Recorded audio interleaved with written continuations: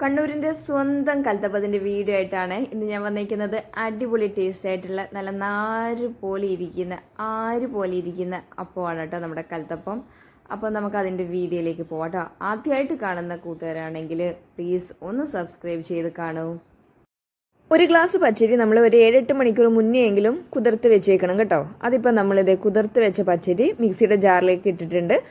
ഒരു കയ്യിലിന് ചോറ്, അതായത് ഏകദേശം ഒരു 1/2 ഗ്ലാസ് ചോറുണ്ടാകും കേട്ടോ. കുറച്ച് വെള്ളം ഒഴിച്ചിട്ട് നല്ല പേസ്റ്റ് രൂപത്തിൽ നമുക്കൊന്ന് അരച്ചെടുക്കാം കേട്ടോ. ഒരു 250 ശർക്കരയാണ് നമ്മൾ ചേർത്തേക്കുന്നത്. അത് ഉരുക്കിയത് ഒരു ചെറു ചൂടോടുകൂടി വേണം നമ്മൾ ഇതിലേക്ക് ചേർത്ത് കൊടുക്കാനേ.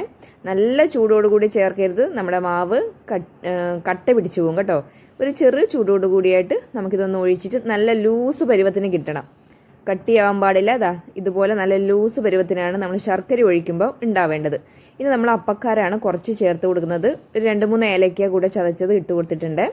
ഇനി നമ്മൾ തേങ്ങാക്കൊത്തും നമ്മുടെ സവാളയും കൂടെ ചെറുതായിട്ട് നുറുക്കി വെച്ചതാണ്. ഇനി ഇതിൽ കുക്കറിലേക്ക് നമ്മൾ നെയ്യ് 2-3 ടേബിൾ സ്പൂൺ നെയ്യ് ഇട്ടിട്ട് ഇത് നമ്മൾ അതിലേക്ക് ഇട്ട് കൊടുത്ത് നല്ലപോലെ ബ്രൗൺ കളറാവുന്നവരെ നമുക്കിതൊന്ന് വറുത്ത് കോരിയെടുക്കാം കേട്ടോ.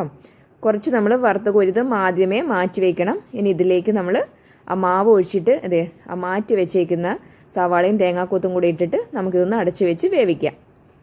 അപ്പോഴേക്കും നമ്മുടെ കൽത്തപ്പം റെഡി ആയിട്ടുണ്ട് കേട്ടോ. നമുക്കിതിനിടയിൽ ഒന്ന് ഓപ്പൺ ചെയ്ത് തുറന്ന് നോക്കുകയൊക്കെ ചെയ്യാം കേട്ടോ, കുഴപ്പമൊന്നുമില്ല. അതുകൊണ്ട് നല്ല അടിഭാഗം കരിഞ്ഞിട്ടൊന്നുമില്ല, നല്ല പഞ്ഞി പോലെയുള്ള നല്ല സോഫ്റ്റ് ആയിട്ടുള്ള നമ്മളെ കൽത്തപ്പം റെഡി ആയിട്ടുണ്ട് കേട്ടോ.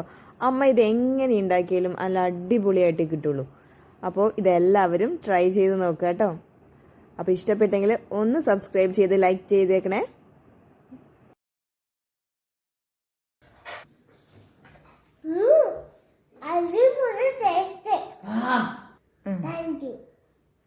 Thank you, Mama.